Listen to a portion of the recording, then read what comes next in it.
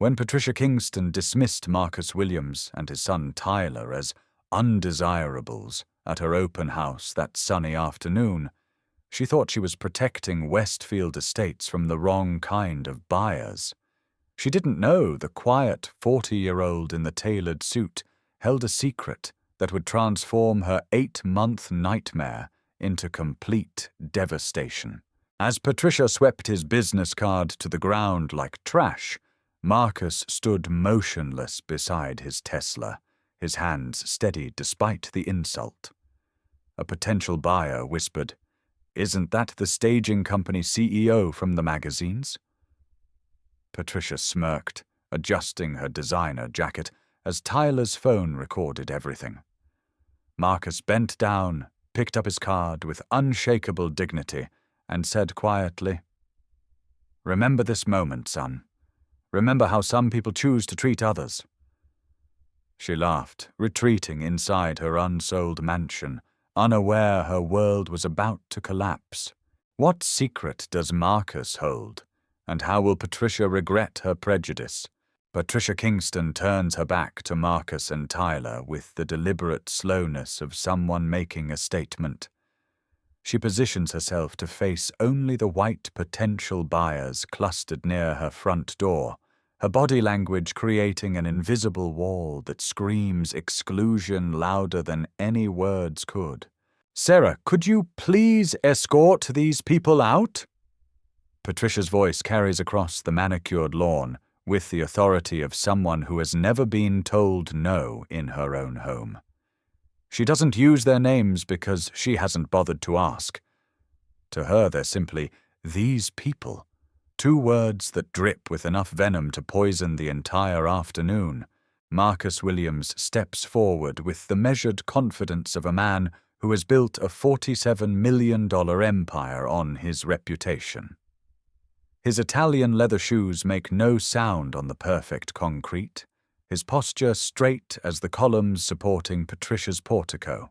"Good afternoon, ma'am," Marcus says, his voice carrying the refined accent of someone who graduated summa cum laude from Harvard Business School. "We're here to view the property. I understand it's been on the market for quite some time." Patricia's face hardens like concrete setting in the summer sun.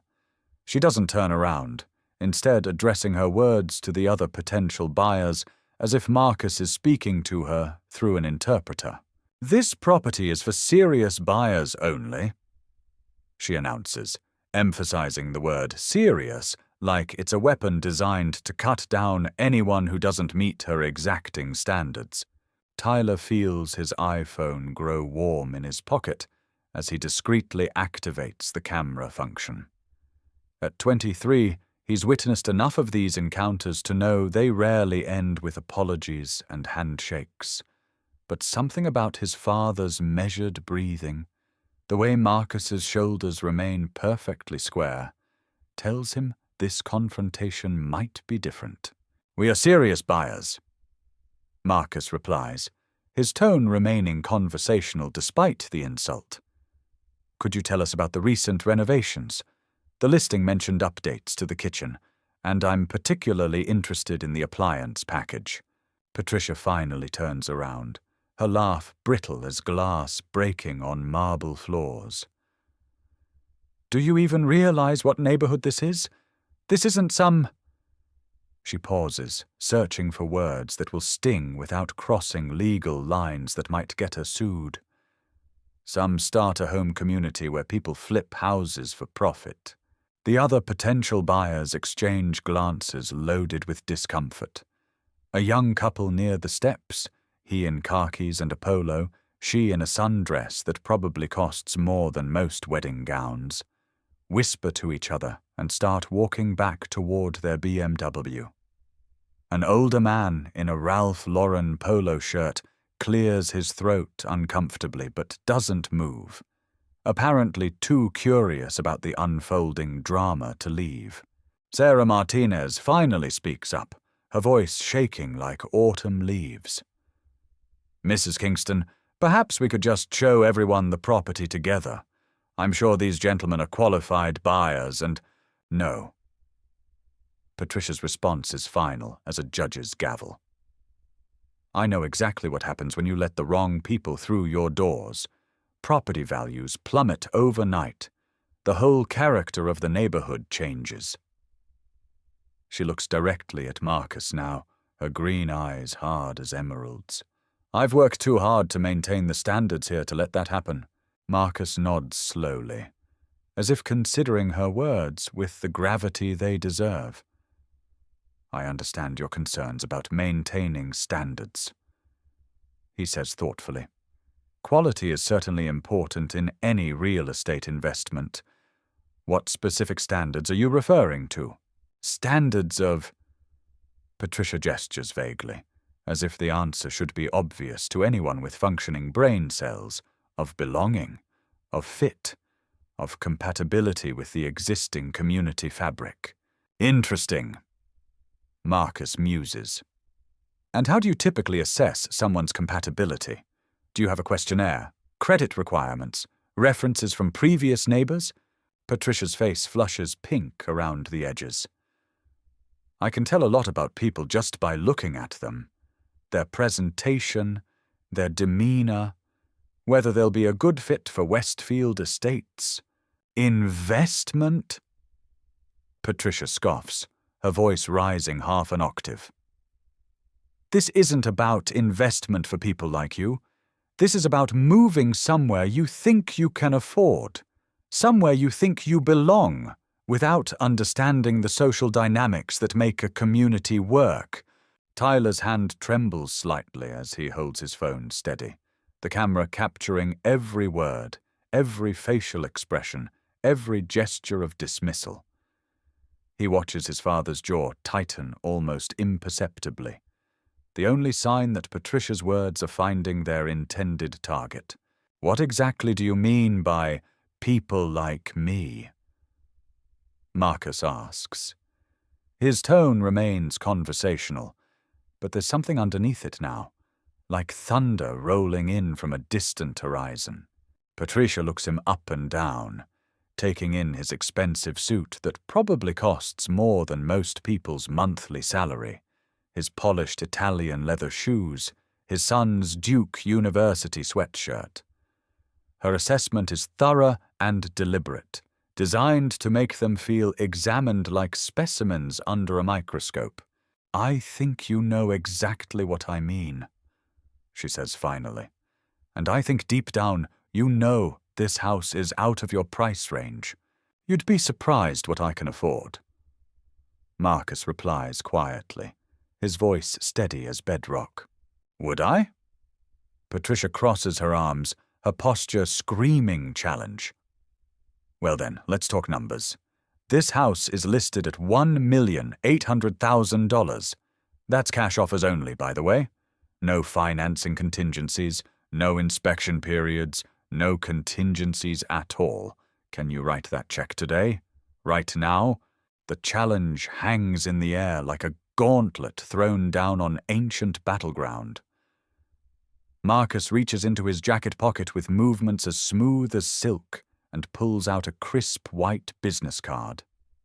He extends it toward Patricia with fingers that don't shake, don't tremble, don't show even a hint of the anger that Tyler knows must be building inside him. I think you should take a look at this, Marcus says calmly. Patricia glances at the card, but doesn't reach for it, as if touching it might contaminate her perfectly manicured fingers. I don't need to see anything. What I need is for you to leave my property so I can continue showing it to qualified buyers. Just take the card. Tyler speaks up for the first time, his young voice carrying an edge of frustration that his father's doesn't. Please, just look at it. I don't take cards from children, Patricia snaps, her words sharp enough to cut glass. And I certainly don't take orders from them. Where are your parents, anyway? Do they know you're here bothering people? The insult lands like a slap. Tyler is clearly an adult, clearly college-educated, clearly intelligent, but Patricia's words reduce him to a child playing dress-up in grown-up clothes. Marcus places the business card on the small decorative table beside Patricia's front door, a wrought iron piece that probably cost more than most people's cars. "You might want to keep this," he says with calm that feels dangerous. "For future reference." Patricia stares at the card for a moment, her green eyes narrowing as if she's trying to read fine print from a distance. Then, with deliberate theatricality, she sweeps it off the table with the back of her hand. The white cardstock flutters to the ground like a surrendering flag, landing in a small patch of perfectly mulched soil. Marcus bends down and picks up the card, brushing off an imaginary speck of dirt with movements as careful as if he's handling a priceless artifact. He slides it back into his pocket and looks directly at Patricia, their eyes meeting for the first time during this entire encounter. "Remember this moment," he tells Tyler, his voice loud enough for everyone to hear, but directed at his son. "Remember how some people choose to treat others. Remember what you're seeing here." "Are you threatening me?" Patricia demands, her voice rising. "No, Mom," Marcus replies with perfect politeness. "I'm teaching my son about character." The tension on Patricia's front lawn thickens like humidity before a summer thunderstorm. Marcus and Tyler remain unnaturally calm, while Patricia's agitation grows more visible with each passing second, her perfectly composed facade beginning to crack like expensive makeup in hot weather.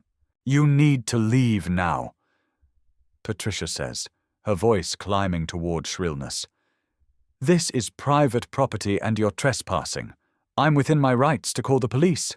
"Actually, this is a public open house," Marcus responds with the patience of someone explaining basic concepts to a child. "Your realtor advertised it as such in the MLS listing, on Zillow, and in the newspaper. Isn't that correct, Sarah?"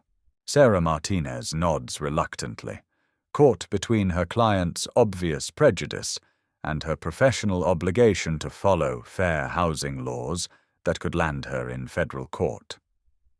"Yes, it's advertised as open to the public from 2 to 5 p.m. today." Patricia whirls on her realtor with the fury of someone who expects absolute loyalty from hired help. "I'm paying you 6% commission to sell my house, not to invite random people to waste our time and create problems." "We're not random people," Tyler says, his voice carrying an edge of frustration that his father's diplomatic tone doesn't. "We're potential buyers looking at homes in this area. We have every legal right to be here." "Potential buyers?" Patricia's laugh rings across the lawn like breaking crystal. "Let me save you some time and spare everyone the charade. Even if you could somehow afford this neighborhood, which you clearly can't, you wouldn't fit in here. The people who live in Westfield Estates have certain expectations about their neighbors." Marcus takes a step closer to Patricia, close enough that she has to tilt her head back to meet his eyes. The height difference is subtle but significant. Marcus stands 6 feet 2 inches, and his presence fills space in a way that speaks of natural authority. "What kind of expectations?" Marcus asks, his tone genuinely curious, as if Patricia is sharing fascinating insights about local sociology. "The kind that maintain property values," she replies, without backing down, her chin jutting forward with defiance.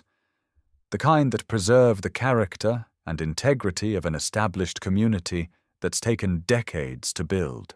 "And what threatens that character exactly?" Marcus presses, his questions coming with the methodical precision of a skilled attorney building a case. Patricia's face flushes deeper red, like wine spreading through white fabric. She knows she's walking a legal tightrope, but her anger is overriding the caution that usually governs her public statements. Crime rates go up when the wrong elements move in. Schools get overwhelmed with challenges. Property maintenance standards slip because people don't understand what it takes to maintain a neighborhood like this. It's just basic economics and social science. Based on what specific factors? Marcus asks, his tone remaining academic, almost scholarly. Are you referring to income levels, educational background, employment stability? I'd be interested to understand the data behind your analysis. Based on reality? Patricia snaps, her composure finally cracking completely. Based on what happens when neighborhoods lose their exclusivity, when they forget what made them desirable in the first place. Tyler stops recording momentarily and looks at his father with something approaching awe. At 23, he's watched Marcus handle difficult clients, negotiate complex deals, and navigate corporate politics. But he's never seen his father dismantle someone's prejudice with such surgical precision. Dad, maybe we should just go, Tyler suggests, though his tone suggests he doesn't really want to leave. No, Marcus says firmly, his voice carrying the authority of someone accustomed to making decisions that affect hundreds of employees. We have every right to be here. We're looking at houses, and this house is for sale to the public. He turns back to Patricia with a smile that doesn't reach his eyes. What specific qualifications do you require for buyers? Because I'd genuinely like to understand your screening process. Patricia senses the trap in his words, but can't resist the opportunity to assert her authority over her own property.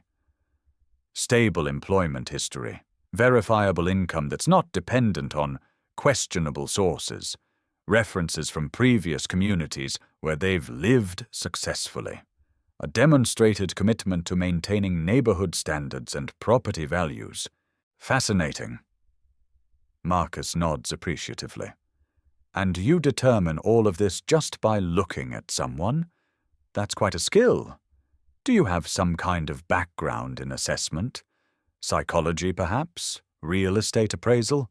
I can tell a lot about people by their... Patricia searches for words that sound professional rather than prejudiced. Their presentation, their background, their likely impact on community dynamics, whether they'll be a positive addition or a negative influence. Marcus reaches for his business card again, moving with the same deliberate calm he's maintained throughout this encounter. I really think you should look at this. I told you already! I'm not interested in whatever you're selling or whatever service you think I need. I'm not selling anything, Marcus says patiently. I'm simply trying to introduce myself properly. It seems like there might be some misunderstanding about who I am. Patricia's arms cross tighter across her chest, her body language screaming rejection. I know exactly who you are. You're someone trying to buy a house you can't afford in a neighborhood where you don't belong, hoping nobody will have the courage to say what everyone's thinking. The remaining potential buyers are watching this exchange with growing fascination and discomfort. The older man in the Ralph Lauren polo shirt finally approaches, his diplomatic instincts apparently overriding his curiosity about the drama unfolding. Perhaps we should all just look at the house, he suggests with the carefully neutral tone of someone trying to defuse a bomb. I'm sure we're all here for the same reason, to see a beautiful property. That's an excellent suggestion. Marcus agrees immediately. We'd love to see the interior. I'm particularly interested in the kitchen renovation and the master suite updates mentioned in the listing. You would not be seeing anything, Patricia says flatly, her voice carrying the finality of a door slamming shut. Because you're not coming inside my house. Not today, not ever. It's a public showing, Marcus reminds her gently, as if she might have forgotten this detail. It's my house, and I decide who enters, period. Sarah steps forward hesitantly, her professional training warring with her fear of losing a client. Mrs. Kingston, legally speaking, we can't discriminate based on— I'm not discriminating against anyone. Patricia cuts her off with the sharp precision of someone who has thought about the legal implications of her words. I'm exercising my right as a property owner to choose who I allow on my private property during what is, ultimately, a private showing. During a public open house that you advertised to attract buyers? Marcus asks, his eyebrows rising slightly. I can change my mind about the guest list at any time. Patricia retorts, this is America. I have rights too. Marcus looks at Tyler, then back at Patricia, his expression thoughtful. You know what? You're absolutely right. This is your house, and you should absolutely decide who you welcome here. He takes Tyler's arm gently. Come on, son. Let's respect Mrs. Kingston's wishes and her property rights. Tyler looks confused, his college-educated mind struggling to understand why his father is conceding defeat. But Dad, no, she's made her position crystal clear.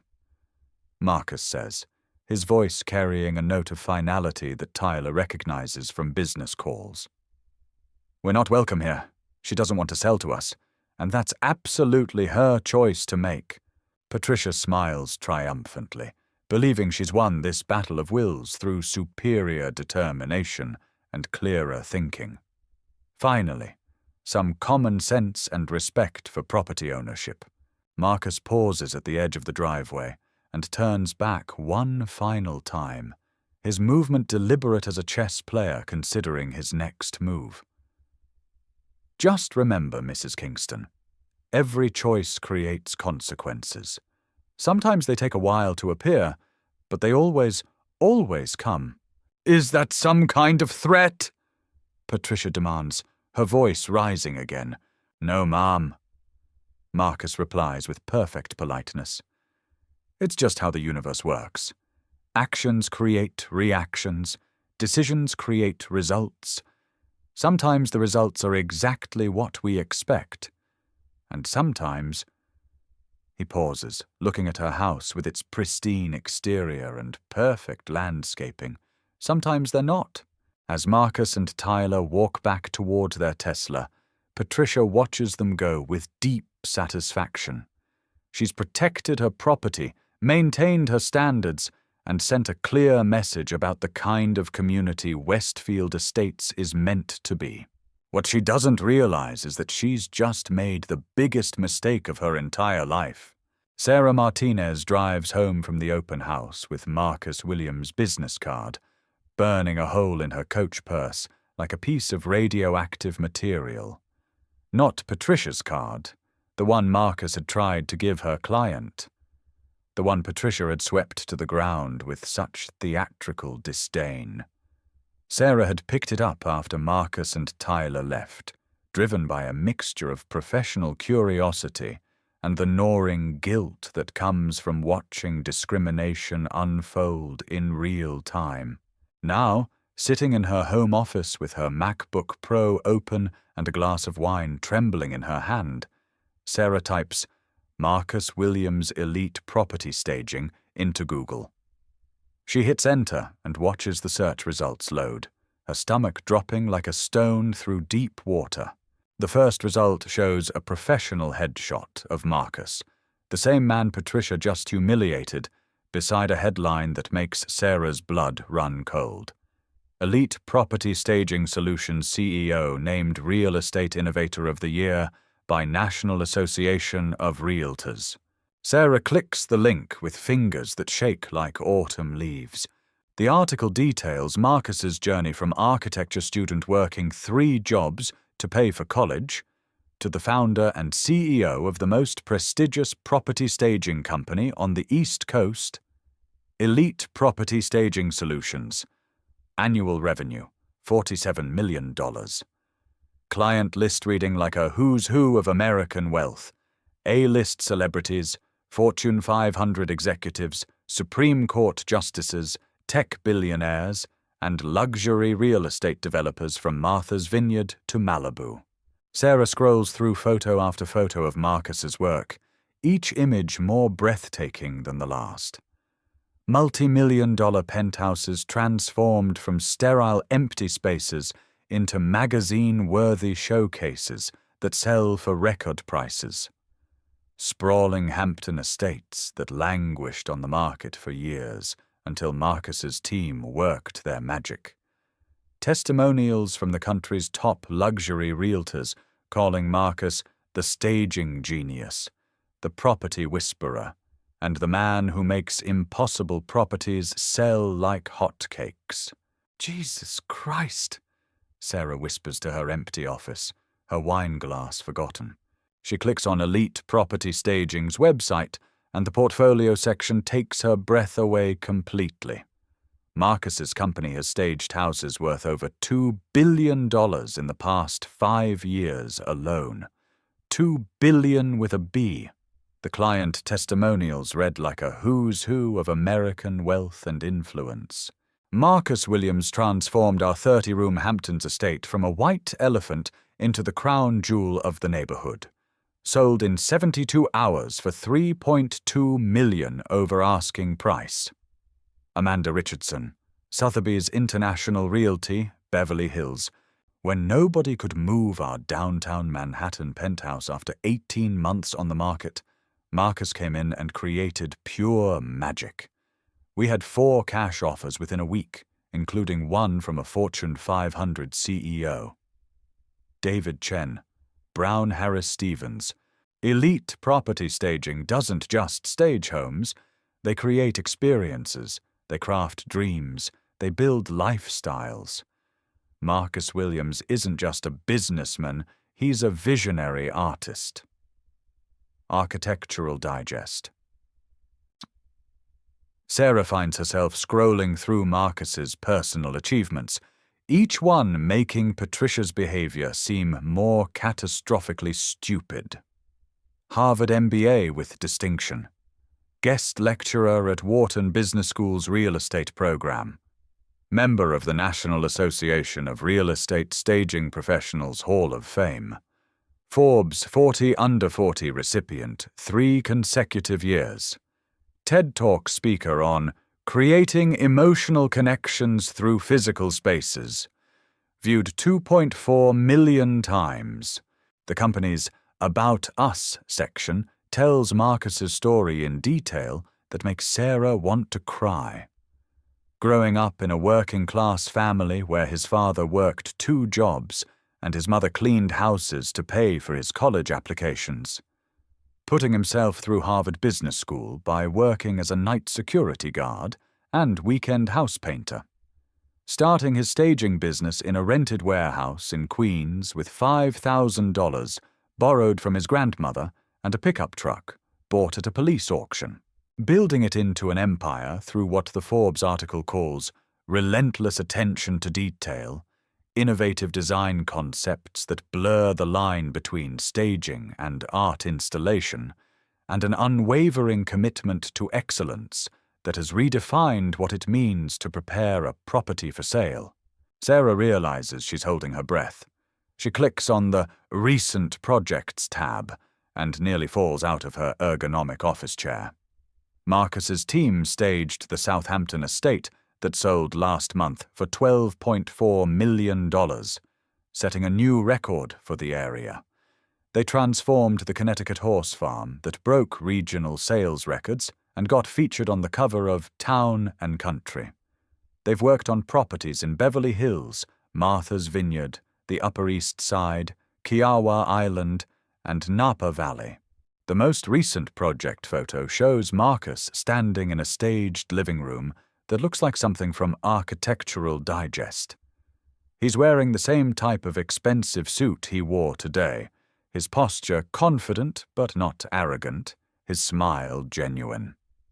The caption reads, CEO Marcus Williams personally oversees every staging project to ensure exceptional results that exceed client expectations. Sarah scrolls down to find the pricing information buried in the website's FAQ section. For a house Patricia's size, 4,000 square feet in an upscale neighborhood, Marcus's full staging package would cost between $60,000 and $80,000.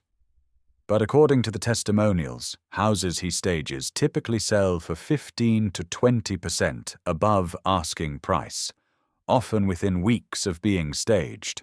Patricia's house has been on the market for 8 months with 0 offers. Sarah's hands shake as she picks up her iPhone and calls Patricia's number. It rings 4 times before Patricia answers, her voice bright with the satisfaction of someone who believes she's handled a difficult situation perfectly. Sarah, how did the rest of the showing go after those people left? Mrs. Kingston? Sarah's voice cracks slightly. Do you know who you just kicked out of your open house? Some nobody trying to waste my time and get a free tour of a house he could never afford. Why are you asking? Sarah stares at her laptop screen, where Marcus's Forbes 40 Under 40 profile picture stares back at her. In the photo, he's standing in front of a staged mansion that sold for $8.7 million. That was Marcus Williams. Silence on the other end of the line. Patricia, are you still there? What? What kind of name is Marcus Williams? Should I know who that is? Sarah closes her eyes and takes a deep breath. Mrs. Kingston, Marcus Williams is the CEO and founder of Elite Property Staging Solutions. They're the most successful luxury property staging company in the United States. Possibly in the world. More silence, longer this time. What kind of staging company? Sarah scrolls through the website's client list, her eyes scanning names that read like the guest list at a state dinner. The kind that stages multi-million-dollar properties for celebrities, politicians, and billionaires. The kind that has a waiting list 6 months long because every luxury realtor in America wants to work with them. The kind that typically increases sale prices by 15 to 20% and reduces time on market by 80%. I don't understand. Patricia's voice is smaller now, uncertain. What does this have to do with... Mrs. Kingston, your house has been on the market for 8 months. 8 months without a single serious offer. No showings that led to second visits. No interest whatsoever. Sarah clicks on another testimonial page. Do you want to know what Marcus Williams specializes in? Patricia's voice is barely above a whisper. What? Problem properties. Houses that won't sell. Estates that have been on the market for years with no luck. He transforms them into showpieces that sell within weeks, often for significantly more than the original asking price. Sarah reads directly from the website. Listen to this testimonial. Our Malibu estate was on the market for over 2 years with 3 different realtors and 0 offers. Marcus Williams staged it and we had 6 offers in 10 days, including one for $2.3 million over asking. The silence stretches so long that Sarah wonders if the call has dropped. She can almost hear Patricia's brain processing this information, understanding slowly dawning like sunrise over a disaster zone. Patricia, are you still there? How much does he charge? Sarah finds the pricing structure buried in the website's terms of service. For a house your size and price range, probably between $60,000 and $75,000. But Mrs. Kingston, he's booked solid for the next 6 months. And after what happened today... After what happened today? What? Sarah closes her laptop with a sound like a coffin closing. I don't think Marcus Williams is going to want to work with you. Ever. Patricia Kingston stares at her iPhone for a full 3 minutes after Sarah hangs up, her mind reeling like a broken compass trying to find magnetic north. The luxury staging company's website glows on her realtor's laptop screen 3 miles away. But Patricia doesn't need to see Marcus Williams' portfolio to understand the magnitude of her catastrophic mistake. Her hands shake as she calls Sarah back immediately. You have to call him, Patricia says without preamble, her voice stripped of its earlier authority. You have to call Marcus Williams right now. Mrs. Kingston, I really don't think— I don't care what you think. Patricia interrupts, desperation creeping into her voice like water through a cracked foundation. Call him. Tell him I want to hire his company. Tell him I'll pay whatever he charges. Sarah's voice is gentle but firm, like a doctor delivering terminal diagnosis. Patricia, Marcus Williams doesn't need your business. His company has a 6-month waiting list. Fortune 500 CEOs call him personally. And after what happened today— After today, what? I didn't do anything illegal. I was protecting my property values. You refuse to speak to him because he's black. The words hang in the digital space between them, like an accusation written in fire. Patricia's mouth opens and closes like a fish gasping for water. That's not— I never said anything about race. I never mentioned color. I just said he didn't belong in this neighborhood. Based on what, Patricia? Sarah's voice carries the weight of 20 years in real estate. 20 years of watching discrimination dressed up as standards. His expensive suit, his Tesla, his articulate speech, his college-educated son. What exactly told you he didn't belong? Patricia feels the ground shifting beneath her feet like quicksand. Just call him. Offer him double his usual rate. Triple it if necessary. Sarah sighs, the sound carrying across the phone line like wind through a graveyard. I'll try. But, Patricia, I think you need to prepare yourself for him to say no. 25 minutes later, Sarah calls back. Patricia answers before the first ring finishes. What did he say? I spoke to his executive assistant at Elite Property Staging. Marcus Williams is not available for new clients at this time. Patricia's voice rises an octave. Did you tell them it was about my house? Did you mention the address? This is Westfield Estates. That has to mean something. I told them everything, Patricia. I explained that you own a beautiful property that's been on the market, that you're looking for staging services, that money is no object. Sarah pauses. They said Mr. Williams doesn't work with clients who don't respect basic human dignity. Patricia's face burns with embarrassment and rage, her carefully constructed world cracking like expensive paint in an earthquake. He can't refuse to work with me because of what happened today. That's discrimination. That's reverse racism. No, Patricia. Sarah's voice is tired, worn down by a career spent watching people's worst impulses destroy their best opportunities. What happened today was discrimination. This is just consequences. That evening, while Patricia paces her perfectly staged living room like a caged animal, Tyler Williams uploads the video to TikTok. The 90-second clip captures everything with crystal clarity. Patricia's initial dismissal, her refusal to acknowledge Marcus, her sweeping his business card to the ground like discarded trash, her explicit statement about undesirables and people who don't belong. Tyler captions the video. When you're racist to the CEO who could have saved your house, open house racism, consequences, karma, the video goes viral overnight like wildfire in drought season. By 6 a.m., it has 50,000 views and 800 comments. By noon, local news stations are calling Tyler's phone. By evening, the video has been shared across Twitter, Instagram, Facebook, and LinkedIn, with commentary from influencers, activists, real estate professionals, and ordinary people expressing outrage at Patricia's behavior. The comments pour in like a digital avalanche. Imagine being so racist you refuse 8 figures worth of staging expertise because of melanin. This woman really said no to the staging king because she couldn't see past skin color. The audacity is astronomical. Plot twist of the century. The man you discriminated against could have solved all your problems and made you rich. 8 months on the market, and she turns away the staging genius. Racism literally makes you stupid.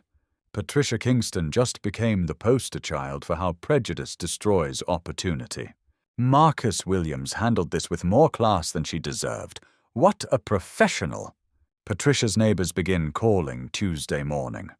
First, it's Donna from the house next door, asking if Patricia has seen that video going around social media. Then it's the Westfield Estates Homeowners Association president expressing serious concerns about negative publicity affecting property values throughout their exclusive community. By Wednesday, Patricia's phone rings constantly. Reporters want statements, bloggers want interviews, social media influencers want her side of the story. She stops answering unknown numbers and unplugs her landline. Sarah calls on Thursday morning, day 3 of the viral storm. Patricia, I hate to tell you this, but I'm getting pressure from my brokerage to drop your listing. What do you mean, drop my listing? Patricia's voice sounds hollow, defeated. The negative attention is affecting our other clients. People are associating Pinnacle properties with discrimination. My broker says it's a liability issue. Sarah's voice carries genuine regret. I'm sorry, Patricia, but I can't represent you anymore. Patricia tries 3 other realtors over the next week. The first 2 refuse outright after Googling her name and finding the video on the first page of search results.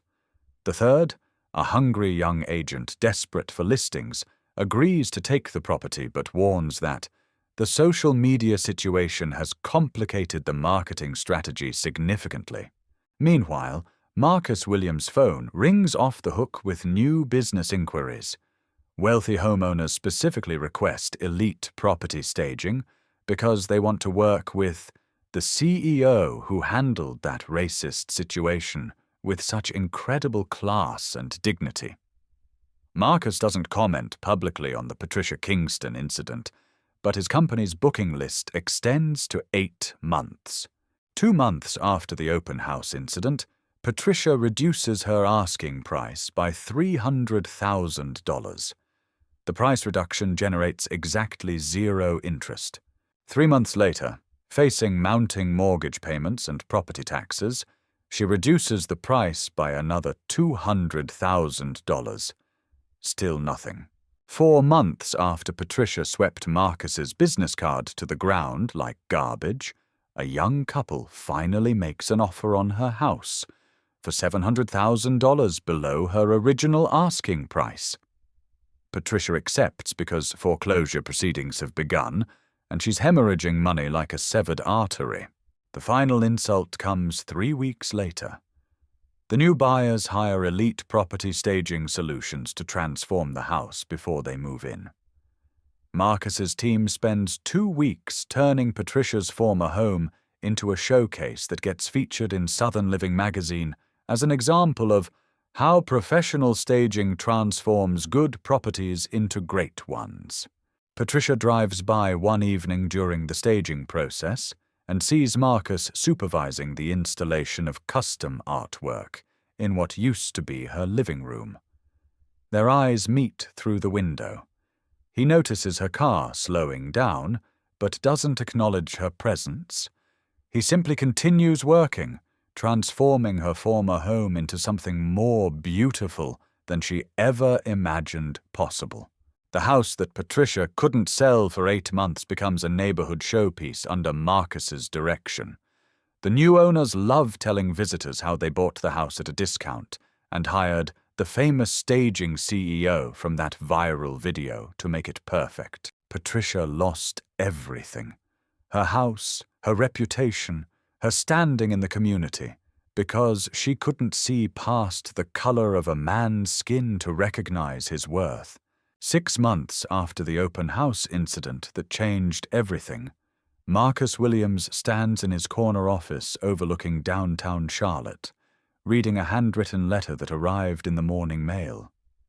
The letter is from Deshaun Jackson, a 17-year-old high school student in Detroit who watched the viral video and wrote, "Mr. Williams, you showed me that success is the best response to hate.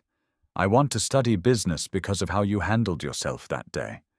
Thank you for teaching me that dignity is more powerful than anger. Tyler Williams enters the office carrying 2 cups of coffee and a folder thick with documents. At 23, he's working full-time for Elite Property Staging while finishing his master's degree in real estate development. The viral video changed his life too, not because of the discrimination he witnessed, but because of how his father responded to it with grace instead of rage. "Dad, the scholarship applications are in," Tyler says, setting a steaming mug on Marcus's desk. 237 students applied for the Elite Property Staging Minority Scholarship Program this year. Marcus smiles, thinking about the decision he made 3 months after the Patricia Kingston incident. Using his company's increased profits to establish a full-ride scholarship program for underrepresented students pursuing careers in real estate, design, and business. The program covers tuition, books, housing, and provides paid internships at Elite Property Staging. "Any applications that stand out?" Marcus asks, opening the folder Tyler brought. "There's a girl from Birmingham whose essay about designing affordable housing for working families gave me chills. She wants to prove that good design isn't just for rich people." Tyler flips through several applications. "And there's a kid from Phoenix who wants to start a staging company specifically for first-time home buyers who can't afford traditional staging services." Marcus nods approvingly, thinking about his own journey from working-class kid to business owner. 25 years ago, someone told me I didn't belong in their neighborhood. Now we're helping the next generation build their own neighborhoods. The business impact of the viral video exceeded everyone's wildest expectations. Elite Property Staging Solutions opened 4 new regional offices in Atlanta, Miami, Nashville, and Richmond.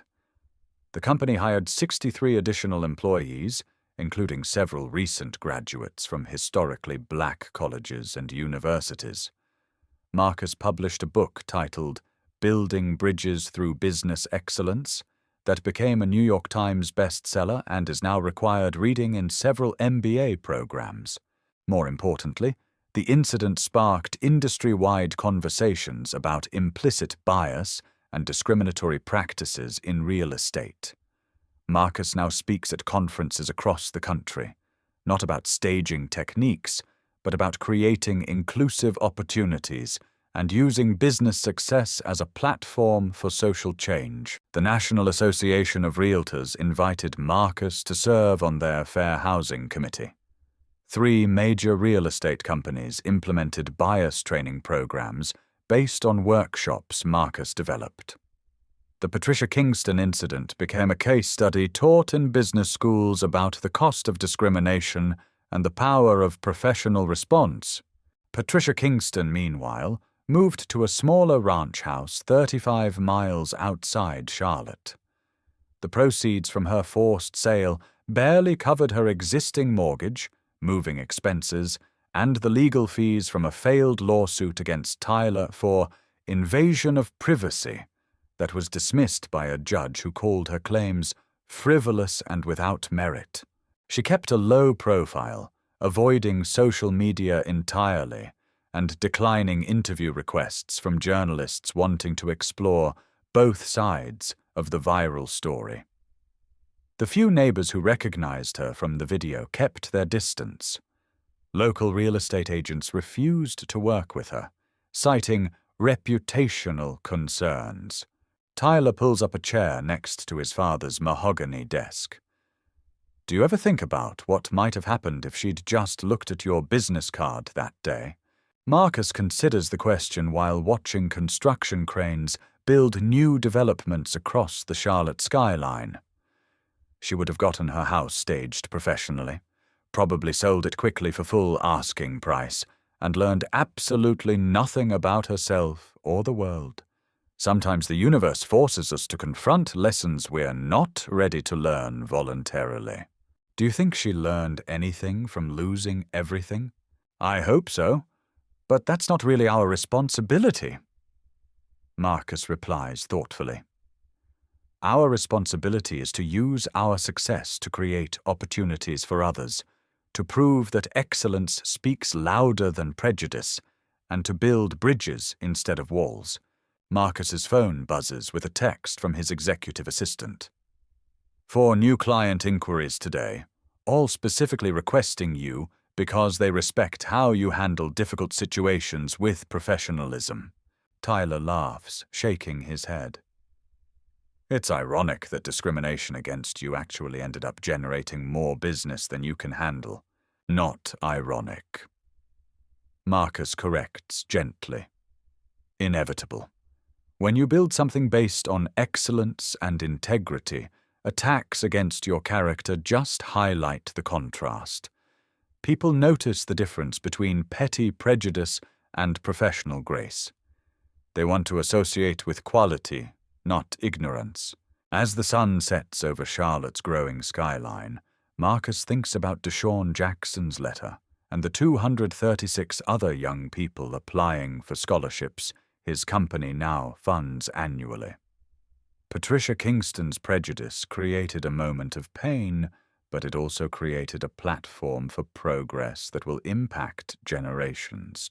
Come on, Marcus tells Tyler, gathering his jacket. Let's go see how the Westfield Estates project turned out. They drive to the house that once belonged to Patricia Kingston, now transformed into a showcase property that the new owners treasure. Marcus's staging team had turned it into something that appeared in Southern Living magazine and won a regional design award. The couple who bought it at a massive discount specifically chose elite property staging because they wanted to support a company that stands for something beyond profit. As they walk through the beautifully staged rooms that once witnessed such ugliness, Tyler asks quietly, "Do you think she ever drives by here to see what you did with her old house?" "Probably," Marcus says, admiring the custom lighting installation his team created. "And I hope when she does, she sees what's possible when you choose inclusion over exclusion, excellence over prejudice, bridges over walls. The house that Patricia once guarded so jealously now stands as a testament to Marcus's core belief. Beautiful spaces should welcome everyone. Success should lift others, and the best response to those who try to diminish you is to build something they could never imagine." The story of Marcus Williams and Patricia Kingston isn't just entertainment. It's not just about one viral video or one woman's spectacular downfall. It's about the choices every single one of us makes when we encounter people who look different, speak differently, worship differently, or love differently than ourselves. Every interaction is a character test. Every moment when we meet someone new is an opportunity to build bridges or construct walls. Patricia Kingston chose walls and lost everything that mattered to her. Marcus Williams chose bridges and built an empire that creates opportunities for others. But this story isn't really about them anymore. It's about you. Tomorrow morning, you'll meet someone who challenges your assumptions. Maybe it's a job candidate whose resume impresses you, but whose appearance triggers unconscious biases you didn't know you carried. Maybe it's a new neighbor whose accent, clothing, or religious practices seem foreign. Maybe it's someone whose lifestyle, family structure, or personal choices don't match your expectations. In that moment, you'll face the same choice that Patricia and Marcus confronted on that perfectly manicured lawn in Westfield Estates. Will you see a human being with hopes, dreams, talents, and dignity? Or will you see a stereotype, a threat, a problem to be managed? The beautiful truth about Marcus's story is that success multiplies when it's shared with others instead of hoarded like treasure. His company thrives because he believes in excellence over exclusion, talent over tokenism, merit over melanin. His scholarship program exists because he understands that lifting others creates a rising tide that lifts everyone. His reputation grows daily because integrity always wins over ignorance in the long run. Your response to prejudice, whether you're experiencing it or witnessing it, doesn't just define your character in that moment. It defines your legacy, your impact, your contribution to the kind of world your children will inherit. Don't let anyone's small mind limit your big dreams. But equally important, don't let your own unconscious biases become someone else's barriers. Don't let fear whisper lies about people you haven't taken time to know. Success isn't just about climbing higher than others. Real success is about lifting others as you climb, opening doors that were closed to you, creating opportunities that didn't exist when you needed them. When someone tries to tell you where you don't belong, remember Marcus Williams' quiet dignity. When you're tempted to tell someone they don't belong, remember Patricia Kingston's devastating loss. What choice will you make today? What door will you open? What bridge will you build? The next chapter of this story is yours to write.